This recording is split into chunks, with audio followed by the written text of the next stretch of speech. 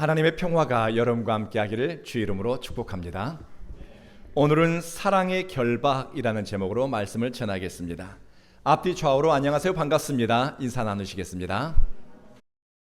우리 삶의 마지막 순간을 의미 있게 만들고 나 참 잘 살았구나 하는 가치를 부여하는 것은 무엇일까요? 레이첼 클락이라고 하는 영국의 호스피스 병동에서 일하는 의사는 많은 죽음을 지켜보았습니다. 정치인, 의사, 소설가, 펀드 매니저, 기업인, 배관공. 죽음의 순간이 다가오면 자신의 성공과 성취 혹은 쌓은 부와 명성 때문에 위로받는 사람은 아무도 없었다고 합니다. 호스피스 병동에서 삶을 정리하는 사람들은 생전에 받았던 훈장이나 표창, 잔고가 가득한 은행 통장을 쥐고서 감동하기보다는 의료진의 미소에 감동합니다. 따뜻한 5월의 햇살과 활짝 핀 살구꽃을 보고서 기뻐합니다. 어린 손자가 보낸 사랑한다는 편지를 훈장보다도 더 가치 있게 여기고 그것을 벽에 걸어놓고 자랑스러워 하더랍니다. 죽음에 맞서면서도 친절과 미소를 잃지 않는 호스피스 병동의 다른 환자에게서 격려를 받는다고 합니다.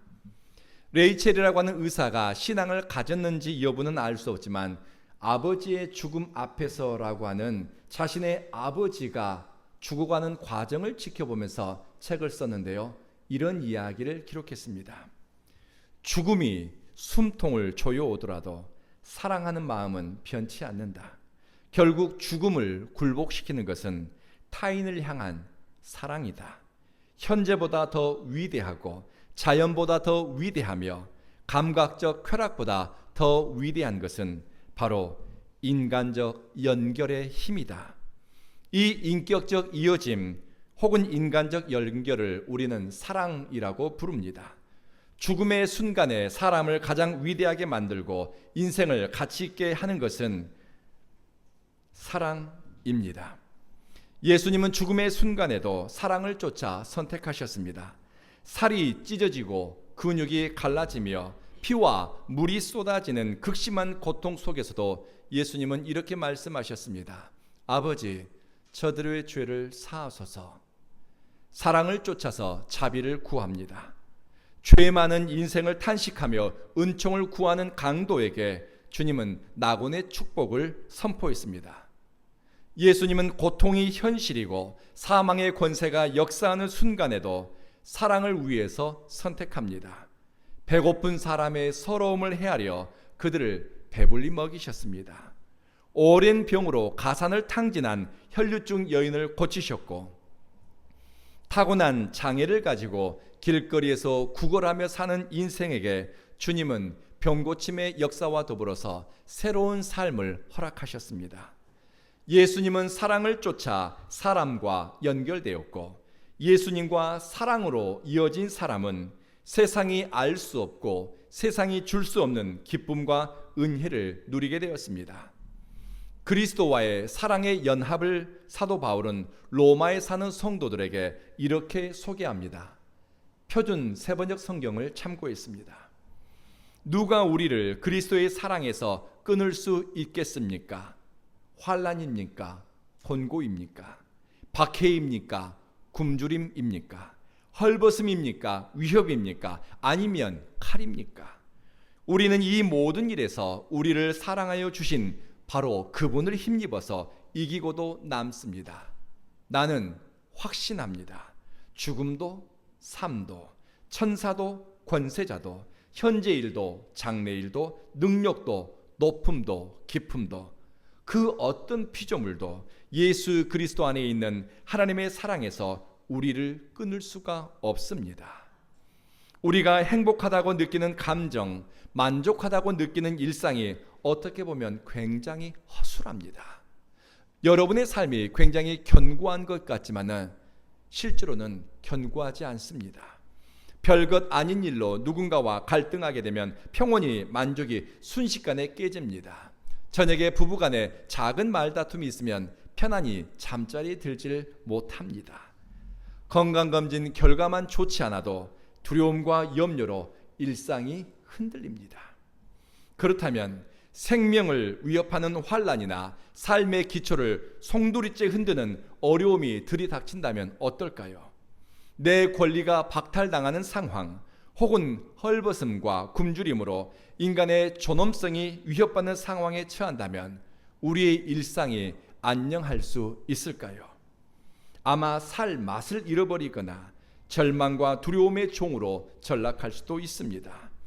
이렇게 연약한 인생에게 오늘 말씀은 소망을 전해줍니다. 인생이 날아가는 먼지 같지만 하나님께 붙들려 있고 인간이 유한한 시간과 공간의 제약 속에 살지만 무한한 하나님의 사랑과 이어져 있다고 성경은 우리에게 들려줍니다. 로마서에서 바울은 그리스도인의 삶을 붙잡고 계신 하나님의 견고한 사랑에 대해서 언급합니다. 하지만 이 편지를 받아보는 로마에 사는 성도들이 처한 현실은 녹록지 않습니다. 바울이 기록한 대로 환난, 어려움, 위협과 굶주림, 생존의 위기가 눈앞의 현실입니다. 예수님을 위해 선택하고 또 하나님의 영광을 위해 살았는데 처한 현실은 너무나 고통스러운 겁니다. 사람들은 신앙을 갖고 또 하나님께 순종하면 아무 어려움이 없을 거라고 여기지만 오히려 하나님께 순종함으로 말미암아 세상에 역풍을 만날 수도 있습니다. 거룩하고 순결한 가치를 쫓아 선택함으로 세상에서 왕따가 되는 경우도 있습니다. 예수님께서 제자들에게 바다 건너편으로 건너가자고 말씀하시며 제자들을 앞서 보낸 적이 있습니다. 주님의 말씀에 순종한 결과는 여러분이 아시는 것처럼 폭풍이었습니다. 제자들은 예수님의 말씀에 순종해 배를 타고 바다를 건너가다 큰 풍랑을 만났습니다. 살 소망이 끊어질 정도로 극한 상황에 내몰렸습니다. 왜 순종했는데 잔잔한 바다가 아니라 폭풍치는 바다입니까? 왜 주님의 말씀대로 살았는데 이렇게 현실은 어렵고 고통스럽습니까? 물을 수도 있고 항의할 수도 있겠지요. 고난의 이유와 원인에 대해서 여러 가지 신학적, 성서적 대답이 가능합니다. 그런데 저는 고통의 원인에 대한 분석보다는 폭풍치는 바다를 한달음에 달려오시는 예수님을 바라봅니다. 살려달라 아우성치는 제자들을 버려두지 않고 높은 파도와 거센 바람을 뚫고서 찾아오시는 주님께 우리의 소망을 두자고 여러분에게 전하고 싶습니다. 예수님은 늘 배를 타고 갈릴리 바다를 건너셨습니다. 그런데 유독 딱 한 번 제자들이 생명의 위기에 처했을 때 주님은 제자들을 구하기 위해 바다를 달려오셨습니다. 제자들을 구하기 위해 주님의 마음이 급하셨고 혼비백상 정신줄 놓은 제자들을 위로하고 싶은 간절함 때문에 주님은 바다 위를 걸으셨습니다. 예수님의 한계 없는 사랑입니다. 자기 사람을 향한 예수님의 끝없는 사랑을 가리켜서 어떤 선교사님은 세이프티 라인, 사랑의 안전선이라고 불렀습니다. 이 단어가 너무 인상적이었어요. 사랑의 안전선. 주님의 사랑이 성도의 삶의 경계를 보호하고 울타리 역할을 하기 때문입니다. 겸손한 믿음의 사람은 삶의 중심, 인생의 축을 예수님의 사랑으로 삼습니다. 그들의 삶은 흔들리더라도 무게의 중심을 바로잡고 균형을 찾아갑니다. 지난 추석 연휴 기간에 저는 존경하는 분들께 전화로 문안 인사를 드렸습니다. 한 분은 몸에 큰 병이 있어 하나님의 기적 같은 은혜를 필요로 하고 있는 분입니다.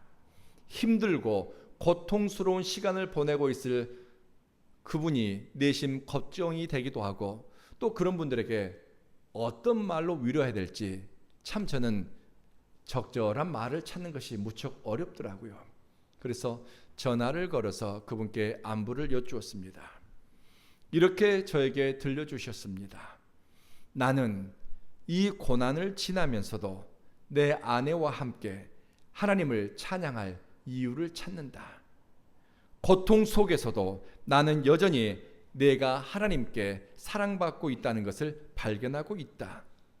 생사화복의 길에서 나는 하나님의 사랑을 발견하고 찾고 느끼기 위해 혼신의 힘을 다하고 있다. 고난 속에서 삶은 흔들리고 고통으로 정신이 하나도 없음에도 불구하고 시선은 하나님께로 향하고 있습니다. 이 마음은 성령께서 주신 마음입니다. 이렇게 마음의 중심과 삶의 방향을 하나님께 두는 것이 바로 믿음입니다. 이 믿음은 저절로 자라는 것이 아닙니다. 되는 대로 살아서는 이 믿음, 이런 믿음 가질 수가 없습니다. 평생 예배의 자리에서 하나님을 경배하고 일상에서 하나님을 사랑하는 마음으로 선택하고 작은 일도 은총을 구하면서 살아낸 흔적이 믿음으로 드러납니다. 바로 지금 이 순간 이곳 온 교회에서 하나님을 경배하는 여러분은 뿌리 깊은 신앙의 사람으로 자라고 있는 줄로 믿습니다. 환난이 닥치면 내 인생은 왜 이렇게 되는 게 없지? 내가 뭘 잘못했다고요? 하나님 어떻게 나한테 이러실 수가 있습니까?가 아니라 자신은 여전히 하나님의 사랑받고 있음을 확신하고 주님을 찬양하고 경배하기 위해서 마음을 모으는 사람, 세상이 감당할 수 없는 사람입니다.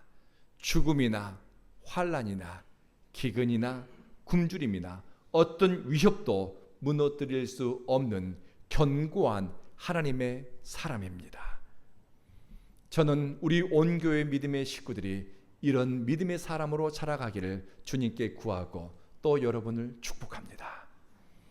그리스도의 사랑에 묶인 사람은 환경과 조건이 요동하더라도 무너지거나 내팽개쳐지지 않습니다. 이것을 확신하는 사람은 모든 일, 즉 잘되건 안되건 형통하건 그렇지 않건 어느 상황에서 나를 사랑하는 주님 때문에 그리고 주님의 사랑을 힘입어 이기고도 남습니다. 이것이 하나님의 사랑에 붙들린 사람, 하나님과 사랑으로 이어진 사람에게 주는 복된 소식입니다. 그리고 우리가 기억해야 할 것은 이 사랑의 안전선은 그리스도와의 관계를 통해서 두터워지고 견고해진다는 것입니다. 기독교 신앙은 고통 없는 삶, 현실을 초월한 신비 체험이 목적이 아닙니다. 환난과 시련, 고통과 고난 속에서도 하나님과 친밀한 관계 속에서 존재하고 사랑으로 이어지는 것을 추구합니다. 어떤 사람은 자기 삶이 만족스럽고 불편함이 없을 때만 자신이 하나님의 은혜 안에 있다라고 생각합니다. 반대로 현실이 불리해지면 하나님의 사랑과 그분의 선하심에 의문을 품습니다. 감정에 따라 신앙의 방향이 달라지고 환경과 조건에 따라 주님을 신뢰하는 태도가 달라집니다. 자칫하면 이런 사람들은 인생의 환난 때 소망의 항구를 놓치거나 마치 파도에 휩쓸리는 배처럼 삶의 방향을 잃어버릴 수가 있습니다. 바울은 이렇게 고백합니다. 누가 그리스도의 사랑에서 우리를 끊어내겠습니까? 저를 따라하겠습니다. 누가 그리스도의 사랑에서 우리를 끊어내겠습니까? 이것은 단순한 느낌이나 자위적인 혼잣말이 아닙니다. 하나님과의 관계에 대한 확신의 선포입니다. 믿음은 어떤 감정이나 느낌 혹은 동요되는 것이 아닙니다. 참 믿음은 예수 그리스도와의 인격적 관계 위에서 성장합니다. 그리고 그리스도와의 견고한 사랑의 관계를 깨뜨리거나 무너뜨릴 것이 없습니다. 30년 전쯤 제가 가르쳤던 제자가 현재 서울 모 어느 대학병원의 호스피스 병동에서 일을 하고 있습니다. 제 제자가 돌보았던 환자 중에 유명한 카톨릭 주교님이 한 분 계셨다고 합니다. 그분은 세상에서는 존경받았고 또 교회 지도자로 이름을 알렸지만 죽음에 대한 두려움과 힘겨운 싸움을 하는 것을 곁에서 지켜보았다고 합니다. 성경은 죄를 범한 인간에게 죽음은 정한 이치이고 그 후에는 심판이 있다고 들려줍니다. 죽음에 대해 두려움을 느끼는 것은 그가 종교인이건 아니건 상관없이 모든 사람에게 동일합니다. 우리 모두는 다가오는 죽음에 대해서 두려움을 느낍니다. 그것이 자연스러운 것입니다. 그러나 우리는 성경을 통해서 놀라운 비밀을 발견합니다. 바울은 고린도서에서 자신이 당한 고난에 대해서 이렇게 글로 적었습니다. 살 소망이 끊어질 정도로 환난을 당하고 힘에 부치도록 심한 고난을 맞이했다. 너무 고통스러워서 내가 마치 사형 선고를 당한 것 같았다. 매맞고 옥에 갇히고 천지지변으로 목숨이 위태롭고 자지 못하고 먹지 못하고 사람 때문에 고통을 당했다. 고린도후서 11장에서 바울이 이렇게 적습니다. 그런데 여러분, 나는 이 고난을, 이 고통을, 이 환난과 시련당함을 부끄러워하지 않습니다. 오히려 나는 고난 속에서도 기뻐하고 환난과 시련 속에서도 즐거워합니다. 어떻게 이것이 가능할까요? 상황이 절망적이고 되는 일이 하나도 없는 것 같아도 하나님의 사랑이 임재해 오고 내가 하나님의 사랑 가운데 여전히 보호받고 있다는 확신이 들어오니 기뻐할 이유가 생기는 것입니다. 찬송할 목적이 생기는 것입니다. 평생 하나님을 경배하는 것을 즐거워하고 하나님을 예배하는 것을 기뻐한 사람은 죽음의 순간에도 나는 하나님을 경배하겠다, 나는 하나님을 찬송하며 주님께로 향하겠다 뜻을 세우고 의지를 모으고 삶의 방향을 고쳐잡는 것을 저는 지켜보았습니다. 이것이 신앙의 신비이고 하나님과 사랑의 이어짐, 사랑의 관계 속에 사는 사람이 경험하는 은총입니다. 바울이 로마에 사는 성도뿐만 아니라 오늘 아침 우리 온 교회 성도들에게 들려주고 싶은 말씀은 그리스도인의 승리의 비결은 바로 우리 안에 있는 예수 그리스도라는 것입니다. 저를 따라 하시겠습니다. 내 안에 있는 예수 그리스도. 내 안에 있는 예수 그리스도. 그렇습니다. 그리스도인이 궁극적으로 승리할 수 있는 승리의 비결은 나를 사랑하고 우리를 사랑하는 그분 그리스도로 말미암아 넉넉히 이긴다, 충분히 이긴다 라고 성경은 우리에게 들려줍니다. 성도의 능력은, 저와 여러분의 능력의 근원은 어제나 오늘이나 변함없는 예수 그리스도이십니다. 내가 배운 지식과 경험, 지혜를 아무리 짜모아도 하나님의 뜻 앞에 서게 되면 어리석고 무지한 나를 깨닫게 됩니다. 내 능력과 할 수 있는 모든 가능성을 죄에다 끌어모아도 밤에 찾아오는 두려움을 어쩌지 못하고 시도 때도 없는 죄책감과 죽음에 대한 공포에 맞설 수가 없으니 지존하신 주님의 은혜 앞에 바짝 엎드리게 됩니다. 그리고 사나 죽으나 내 안에서 그리스도가 온전케 되기를, 사는 것도 하나님께 영광, 죽음에 이르는 과정도 하나님께 영광 돌리고 싶은 열망으로 가득 차게 됩니다. 시편 116편, 하나님과 사랑의 이어짐 속에 살았던 시인은 이렇게 기도합니다. 사망의 줄이 나를 올가매고 지옥의 고통이 내게 이름으로 내가 환난과 슬픔을 만났을 때 내가 여호와의 이름으로 기도하기를, 하나님 주께 구하오니 내 영혼을 건지소서. 은혜로우시며 의로우시며 긍휼이 많은 하나님, 나를 구원하소서. 죽음을 굴복시키는 것은 사랑입니다. 우리가 처한 상황이 바뀌고 사람의 마음은 변할지라도 하나님과 사랑의 이어짐 속에 있는 사람을 향한 전능하신 하나님의 마음은 한결같습니다. 그래서 우리는 믿고 확신하며 선포합니다. 사랑하는 성도 여러분, 이 말씀을 기억하고 떠올리고 마음에 품으십시오. 나를 예수 안에 있는 하나님의 사랑에서 끊을 수 있는 것은 아무것도 없다. 여러분의 삶을 예수 안에 있는 하나님의 사랑으로부터 분리할 수 있는 것은 그 어떤 것도 없습니다.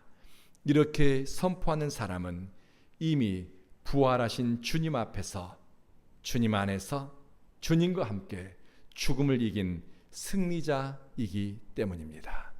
기도하겠습니다.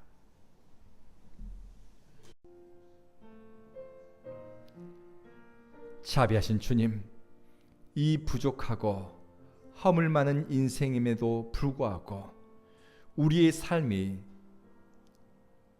사랑의 안전선에 묶여 있으니 우리는 주님께 기도하고 바라고 소망합니다. 때로 환난과 슬픔을 만나더라도 주님의 이름으로 기도하며 은혜로우시고 의로우시며 긍휼이 많으신 하나님께 구해달라고 살려달라고 은총을 구합니다. 살다 보면 기가 막힌 일들을 만나지만 그 어떤 것도 예수 안에 있는 하나님의 사랑으로부터 우리를 끊을 수 있는 것은 없습니다. 우리는 부활하신 주님 안에서 죽음을 이긴 승리자입니다.